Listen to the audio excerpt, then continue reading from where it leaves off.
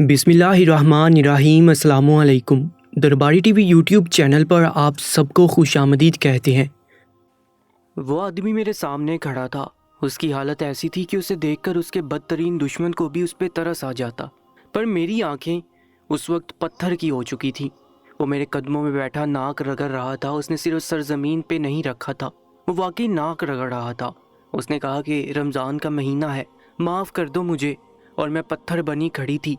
मेरी माँ ने मेरे कंधे पे हाथ रखा और हाँ में सर हिलाया। और इसके बाद मैंने ऐसा फ़ैसला किया कि वहाँ खड़े सब लोग हैरान रह गए, क्योंकि उस शख्स का फ़ैसला मेरे ज़िम्मे था।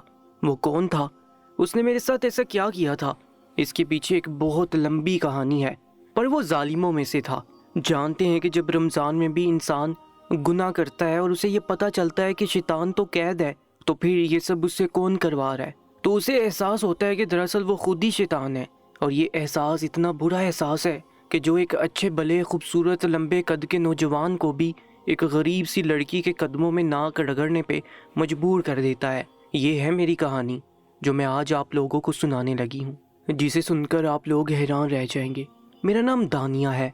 मैं बहुत कम उम्र थी जब मेरे बाबा इस दुनिया से चले गए। मेरे बाबा एक बहुत अच्छे इंसान थे। सारी ज़िंदगी उन्होंने मेहनत की और हमें हलाल की रोज़ी खिलाई, लेकिन रमज़ान से 10 दिन पहले वो इस दुनिया से चले गए। मेरी अम्मी हमेशा बीमार रहती थी और मेरी एक छोटी बहन भी थी। यूँ तो 4 लोगों का घर था, लेकिन आमदनी इतनी भी नहीं थी कि 4 लोग ही एक वक्त की रोटी खा सकते।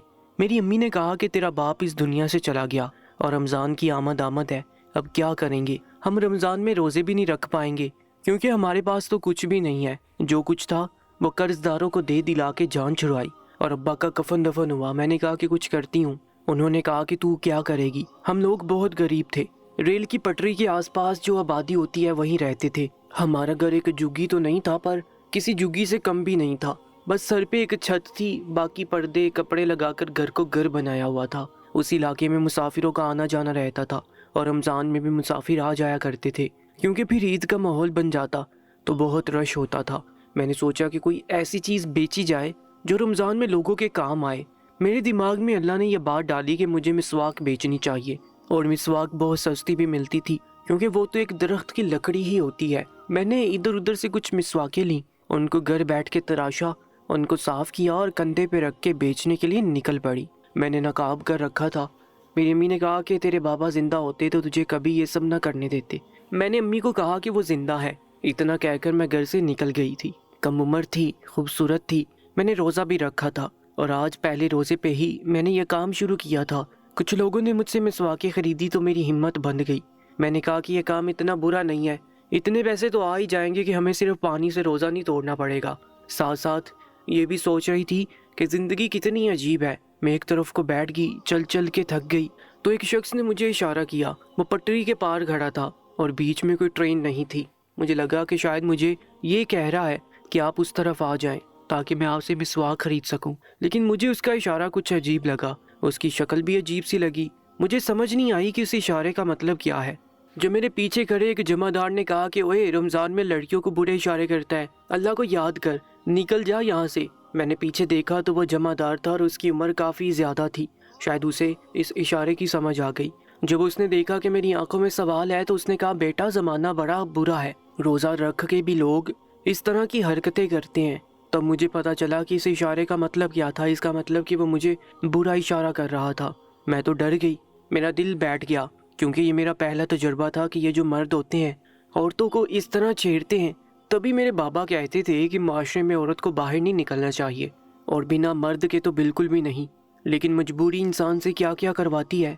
अब तो ये आदत ही बन गई कि लोग मेरे से मिसवाक तो खरीदते, साथ साथ मेरे वजूद का जायज़ा लेते, कभी मेरी आंखों में देखते, कभी मेरे पहलू में झांकने की कोशिश करते, कभी इधर उधर देखते, कभी पैसे पकड़ाते वक्त मेरा हाथ पकड़ने की कोशिश करते। पहले मैं बहुत डरती थी, लेकिन मुझे ऐसा लगता था कि शायद ये सब कुछ मेरे काम का हिस्सा है, क्योंकि यहाँ पे ज़्यादातर मर्द ही होते थे और मर्द ही मिसवाक खरीदते थे। कुछ लोग ऐसे भी थे जो अच्छे थे, मुझसे पूछते कि तुम ये काम क्यों करती हो। मैं कहती थी ये मजबूर हूँ। उनको अपनी पूरी कहानी नहीं सुना सकती थी, तो वो मिसवाक के पैसों के अलावा भी मुझे कुछ पैसे दे देते। मैं इनको कहती कि मैं ऐसे पैसे नहीं ले सकती, तो वो कहते कि हम अपनी मर्ज़ी से दे रहे हैं। और फिर मैं तो यतीम थी, मुझ पर सदका भी लगता था, तो मैं भी पैसे ले लेती थी। گھر کا چولہا پانی تو چل رہا تھا، لیکن امی میرے بارے میں بڑی پریشان رہتی تھی۔ میرا کام افطاری کے بعد بھی جاری رہتا تھا، میں باہر ہی افطاری کر لیتی تھی۔ افطاری کے بعد تو لوگ زیادہ ہوتے تھے اور کھانا پینا کرنے کے بعد مسواک کیا کرتے تھے، اس لیے افطاری کے بعد مجھے زیادہ پیسے ملتے تھے۔ میری امی کہتی تھی کہ افطاری سے پہلے پہلے آ جایا کرو، پر میں ان کو کہتی تھی کہ نہیں امی، کام تو بعد میں چلتا ہے۔ آج بھی ایسا ہی تھا، رمضان درمیان میں پہنچ چکا تھا، اس لیے جب افطاری ہوئی تو اس کے بعد بہت جلدی اندھیرا ہونے لگا۔ میں اپنا کام کر رہی تھی جب ایک شخص نے مجھے بلایا اور کہنے لگا، اے لڑکی، یہ مسواک کتنے کی دے رہی ہو؟ میں اس کے پاس گئی تو اس نے مسواک کو دیکھنا شروع کر دیا۔ وہ بہت زیادہ ٹائم ضائع کر رہا تھا، جبکہ اس میں اتنا دیکھنے والا کیا تھا۔ اس نے کہا کہ اچھی سی دو۔ میں نے کہا صاحب، سب ایک جیسی ہیں۔ اس نے کہا کہ نہیں، سب ایک جیسی نہیں ہوتی، کچھ بہت اچھی ہوتی ہے، کڑک ہوتی ہے، کچھ کا ذائقہ بہت اچھا ہوتا ہے، خوشبو بہت اچھی ہوتی ہے، وہ کیا کہتے ہیں، جوان ہوتی ہیں۔ مجھے ایسا نہیں لگ رہا تھا کہ وہ مسواک کی بات کر رہا ہے، مجھے اس سے ڈر لگنے لگا تھا۔ وہ شکل و صورت کا اچھا لگ رہا تھا، اس کا قد شاید 6 فٹ کا تھا، شکل سے بہت امیر آدمی لگتا تھا، ایسا لگتا تھا کہ کوئی اسٹوڈنٹ ہے لیکن سفر کر رہا ہے، پر اس کی آنکھیں بہت لال لال ہو چکی تھی۔ مجھے پہلے تو ان باتوں کی سمجھ نہیں آتی تھی، پر مجھے اندازہ ہو رہا تھا کہ شاید وہ اپنے ہوش و حواس میں نہیں تھا، تبھی اس طرح کی بہکی باتیں کر رہا تھا۔ رمضان میں بھی اس نے کوئی نشہ کیا تھا، یہ سوچ کر میں حیران ہوئی کہ رمضان میں تو اس طرح کی حرکت نہیں کرنی چاہیے۔ سوچ لیا کہ جلد از جلد مجھے یہاں سے نکل جانا چاہیے، مجھے اس کے پاس بھی نہیں کھڑے ہونا چاہیے، لیکن اس نے کافی زیادہ سامان لیا تھا، اس لیے میں مجبور ہو گئی تھی۔ یہ پیسہ ہی تو ہوتا ہے جو انسان کو مجبور کرتا ہے۔ اس نے مجھ سے 3-4 مسواک خرید لی اور مجھے پیسے دیے۔ میں نے کہا کہ اتنا بڑا نوٹ دے دیا صاحب آپ نے، میرے پاس کھلے پیسے نہیں ہیں۔ اس نے کہا کوئی بات نہیں، رکھ لو پیسے، مجھے پیسے وصول کرنے آتے ہیں۔ میں حیران ہوئی اور وہاں سے جانے لگی، پر اس نے میرا ہاتھ پکڑ لیا اور ایک ٹرین کی پٹری کے اوپر ہی، ایک کھڑی ٹرین کی آڑ میں اس نے مجھ پر میری زندگی کا سب سے بڑا ظلم کر دیا۔ میں گھر میں داخل ہوئی تو یہ سب کچھ اپنی ماں سے چھپانا چاہتی تھی۔ اسے کیسے بتاتی کہ اس معاشرے نے میرے ساتھ کیا کیا۔ اس پاک مہینے میں بھی لوگوں کے اندر کا برا آدمی نہیں رکتا، وہ اس مہینے میں بھی یہ سب کچھ کرتا ہے۔ مجھے امید تھی کہ میرے ساتھ ایسا کچھ نہیں ہوگا، پر میرے ساتھ ایسا ہو گیا تھا۔ اپنی ماں کو یہ سب کچھ نہیں بتانا چاہتی تھی، پر کیا کرتی، انہوں نے مجھے دیکھتی پہچان لیا کہ کچھ گڑبڑ ہے۔ کہا کہ کیا ہوا تجھے، کیا بات ہے، بتاؤ مجھے۔ میں نے کہا کچھ نہیں۔ میری آنکھوں میں آنسو آ گئے، میں وہاں سے بھاگ جانا چاہتی تھی، نکل جانا چاہتی تھی، کسی طرح کمرے میں جا کے دروازہ بند کر لینا چاہتی تھی تاکہ میری ماں مجھے نہ دیکھے، پر وہ تو ماں تھی، اس نے پہچان لیا اور اسے پتہ چل گیا کہ کیا ہوا ہے۔ میری ماں نے رونا شروع کر دیا۔ میری بہن چھوٹی تھی، اسے ان باتوں کی سمجھ نہیں آئی۔ میری ماں نے کہا یہ کیا ہو گیا، ہمارے اوپر اتنا بڑا امتحان کیسے آ گیا؟ میں نے کہا کہ اللہ انصاف کرے گا۔ میری ماں خاموش ہو گئی اور اس نے اوپر دیکھنا شروع کر دیا۔ 2 دن تک میں کام پہ نہیں گئی۔ جب تیسرے دن جانے لگی تو میری ماں میرے راستے میں کھڑی ہو گئی اور اس نے کہا کہ تو نہیں جائے گی۔ میں نے کہا کہ نہیں جاؤں گی تو بھوکے مر جائیں گے۔ میری ماں نے کہا کہ اب تو مر ہی جائے تو اچھا ہے، ہم زندہ رہنے کے لیے رہ کیا گیا ہے۔ میں نے کہا کہ امی، اس سب میں میرا تو کوئی قصور نہیں تھا۔ انہوں نے کہا کہ تیرا قصور نہیں تھا، لیکن غربت کا قصور تھا، اور غربت کو پکڑ کے کچھ کہہ نہیں سکتے، روک نہیں سکتے۔ تجھے تو روک سکتی ہوں، نہیں جائے گی تم، بھوکے مرتے ہیں تو مر جائے، میں باہر جاؤں گی، لوگوں کے گھروں میں کام کروں گی۔ میں نے کہا امی، میرے ہوتے ہوئے آپ لوگوں کے گھر میں کام کریں گے؟ کون دے گا ہمیں کام؟ یہاں پہ تو سب غریب رہتے ہیں، غریب نوکر نہیں رکھتے امی۔ ہاں کچھ پیسے ہیں، 3-4 دن گزر جائیں گے، لیکن اس کے بعد کیا ہوگا بتائیں آپ ہی بتائیں کہ کیا ہوگا۔ اس کے بعد میں رو رہی تھی، بری طرح سے رو رہی تھی۔ میرے لیے باہر نکلنا بہت عجیب تھا، جو کام میرے لیے پہلے ہی مشکل تھا وہ اور مشکل ہو گیا تھا۔ کہیں وہ شخص دوبارہ آ جاتا تو پھر میں کیا کرتی، لیکن مجھے باہر جانا ہی تھا، اور میں باہر گئی بھی، پھر سے مسواک بیچنے لگی۔ اب لوگوں سے بہت دور دور رہنے لگی۔ ایک شخص کا غلطی سے میرے کندھے پہ ہاتھ لگ گیا اور اس نے کہا کہ معاف کرنا بیٹا، غلطی سے ہاتھ لگ گیا، لیکن میں نے رونا شروع کر دیا۔ وہ بھی حیران رہ گیا کہ اتنی تو بات نہیں تھی۔ آس پاس لوگ بھی دیکھنے لگے۔ میں نے لوگوں کو کہا کہ اس کی کوئی غلطی نہیں ہے، اور میں ایک طرف کو بیٹھ کے رونے لگی۔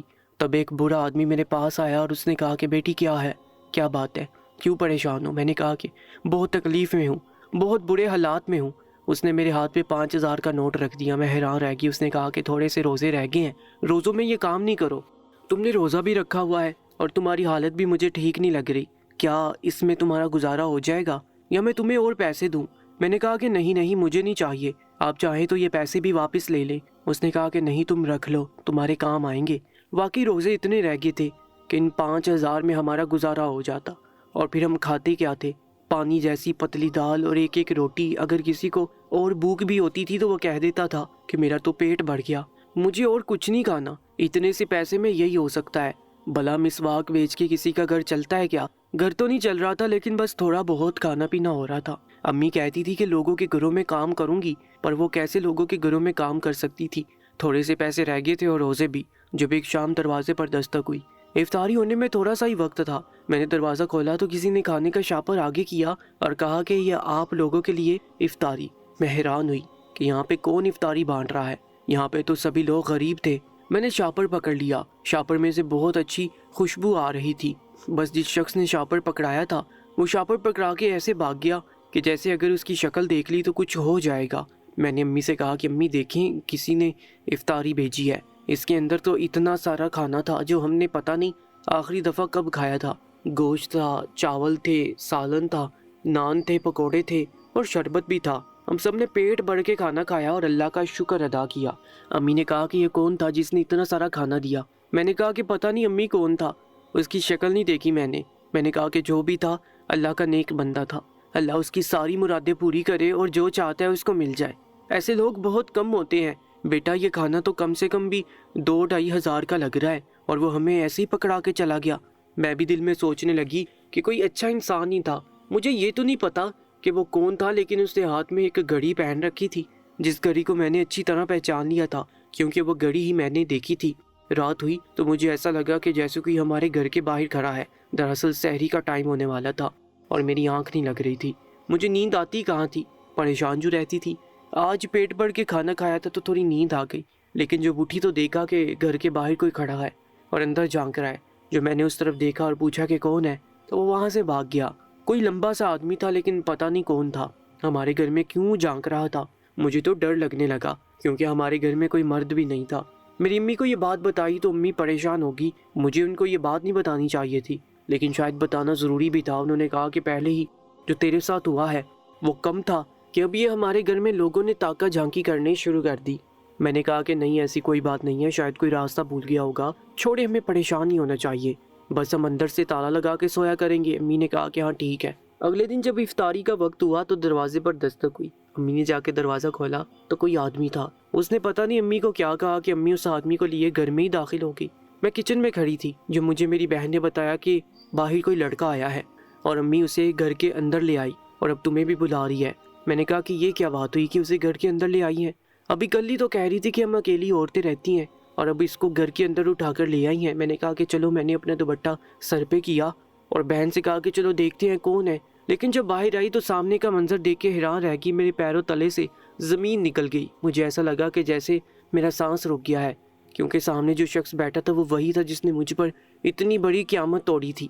اس کے چہرے پر ایسے تاثرات تھے جیسے وہ بہت پریشان ہے، اور امی کے چہرے پہ مسکراہٹ تھی۔ شاید امی کو نہیں پتا تھا کہ یہ کون ہے، لیکن جب اس نے مجھے دیکھا تو وہ بھاگتا بھاگتا آیا اور آ کے میرے قدموں میں بیٹھ گیا۔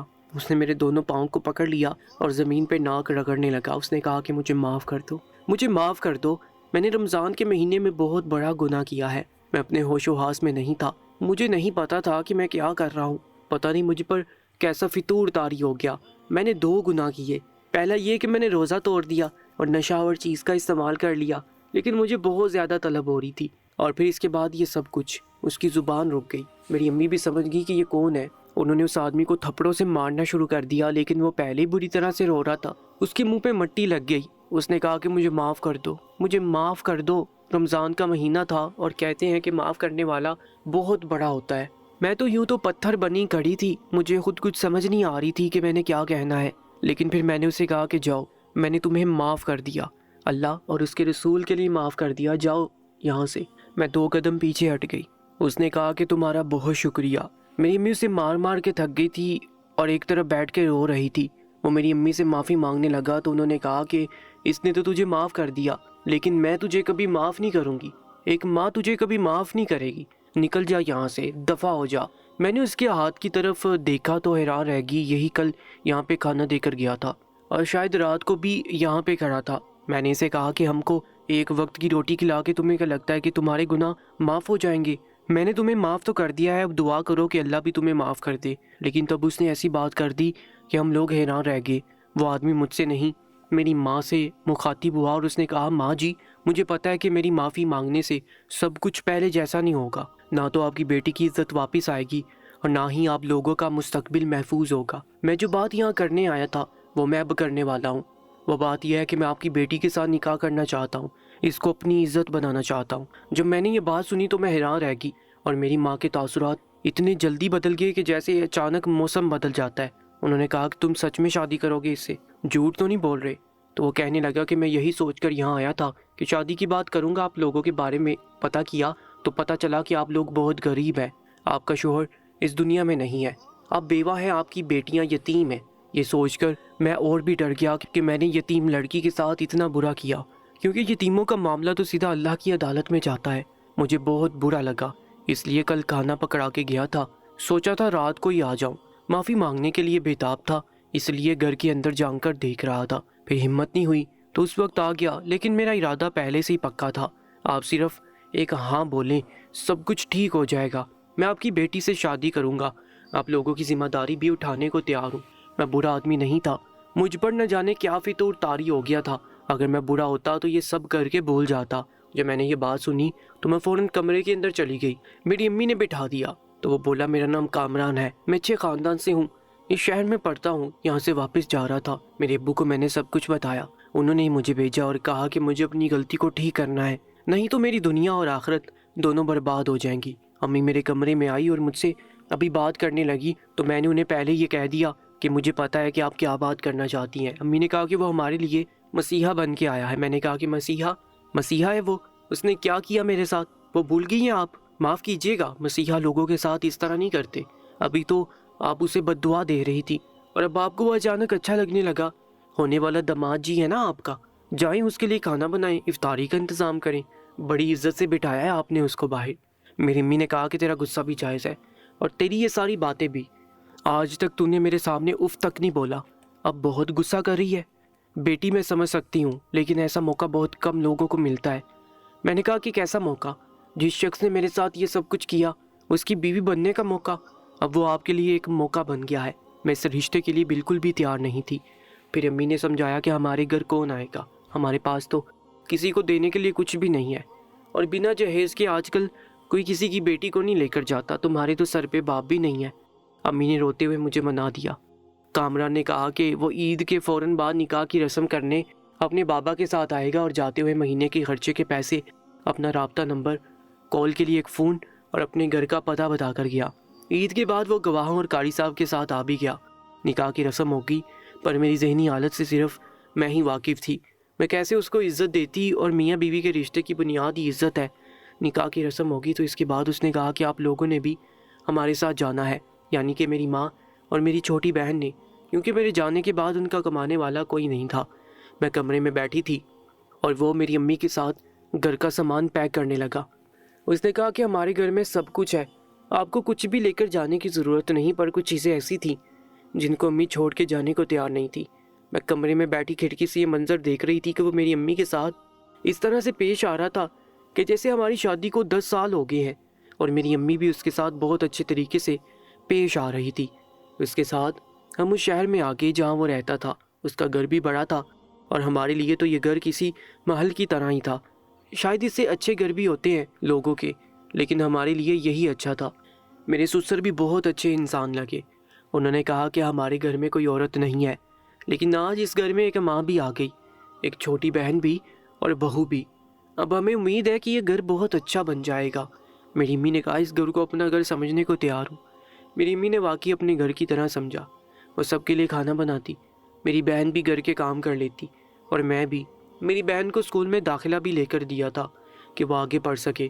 سب کچھ جتنی تیزی سے بگڑا تھا اتنی ہی تیزی سے ٹھیک ہو رہا تھا، ایسا لگتا تھا یہ سب خواب ہے۔ میں نے کامران کے ساتھ ابھی تک ہمارے رشتے کی شروعات نہیں کی، اور اس نے ایسی کوئی بات بھی نہیں کی کہ وہ اپنے فائنل پیپر دے رہا ہے، اس لیے گیا ہوا تھا، اب واپس آ گیا ہے۔ ایک دن مجھے کہہ رہا تھا کہ تم نے مجھے معاف کر دیا، پھر مجھ سے دور دور کیوں رہتی ہو؟ میں نے کہا کہ میں ابھی سب کے لیے تیار نہیں ہوں۔ وہ کہنے لگا کہ بے شک ساری زندگی لے لو، بس ایک دن مجھے معاف کر دینا۔ اس کو دیکھتی ہوں تو حیران ہوتی ہوں، سوچ میں پڑ جاتی ہوں کہ اگر اتنا ہی اچھا انسان تھا، اتنے ہی اچھے باپ نے اس کی تربیت کی تھی، پر اس نے وہ سب کچھ کیوں کیا؟ کیا یہ سچ ہے کہ اس کے اوپر شیطان حاوی ہو گیا تھا؟ یہ سچ میں کبھی کبھی انسان کے ساتھ ایسا ہوتا ہے کہ اچھے انسانوں سے بھی بہت بڑی غلطی ہو جاتی ہے۔ مجھے میری امی بات سمجھاتی ہیں، میرے گھر والوں کے ساتھ بہت اچھے طریقے سے پیش آتا ہے۔ امی کہتی ہیں کہ تجھے پتہ ہے وہ ہمارے ساتھ اچھے طریقے سے پیش کیوں آتا ہے؟ کیونکہ وہ تیرا دل جیتنا چاہتا ہے اور تیری ماں کو اپنی ماں سمجھتا ہے، تیری بہن کو اپنی بہن کہتا ہے، ہمیں اس گھر میں رکھا ہے، تیری بہن کی پڑھائی کا خرچہ اٹھایا ہے۔ میں امی سے کہتی ہوں کہ میں جب تک اسے دل سے قبول نہیں کروں گی میں اس کی طرف کوئی قدم نہیں بڑھاؤں گی۔ اس کے بابا بہت اچھے ہیں، ان کو دیکھ کر ایسا لگتا ہے کہ جیسے ہمارے بابا کی جگہ اللہ نے کسی کو بھیج دیا۔ اب آپ لوگ مجھے بتائیں کہ میں کیا کروں، کیونکہ میرے دل کو سکون نہیں آتا، میں وہ سب کچھ بھول نہیں پاتی، شاید میں وہ سب کبھی بھی نہ بھول پاؤں، پر مجھے آگے بڑھنا پڑے گا، اس رشتے کی شروعات کرنی پڑے گی، کیونکہ یہ زندگی ہے، اس نے کبھی کوئی زبردستی نہیں کی، نہ وہ کبھی مجھے مجبور کرتا ہے۔ وہ کہتا ہے کہ جب تمہارا دل کرے تو تم میرے پاس آ جانا، میرے دل کے دروازے ہمیشہ تمہارے لیے کھلے ہیں۔ اس نے مجھ سے 1000 دفعہ معافی مانگی ہے، ہم ایک ہی کمرے میں اجنبیوں کی طرح رہتے ہیں۔ کبھی کبھی مجھے ایسا لگتا ہے کہ جو اس نے کیا وہ غلط تھا، لیکن جو میں کر رہی ہوں وہ بھی غلط ہے۔ مجھے آپ لوگوں کے مشورے کی ضرورت ہے، مجھے اپنے مشورے سے ضرور نوازیے تاکہ میں اسے معاف کر سکوں، پر ایک بار یہ ضرور سوچ لیجئے گا کہ میرے ساتھ کیا ہوا تھا۔ اپنی قیمتی رائے سے ہمیں ضرور آگاہ کیجیے گا۔ دوستو، ایسی سچی اور سبق آموز کہانیوں اور واقعات کے لیے ہمارے یوٹیوب چینل کو سبسکرائب کر لیجیے گا۔ اپنا بہت زیادہ خیال رکھا کریں، انشاءاللہ ملاقات ہوگی ایک نئی کہانی کے ساتھ، تب تک کے لیے اللہ نگہبان۔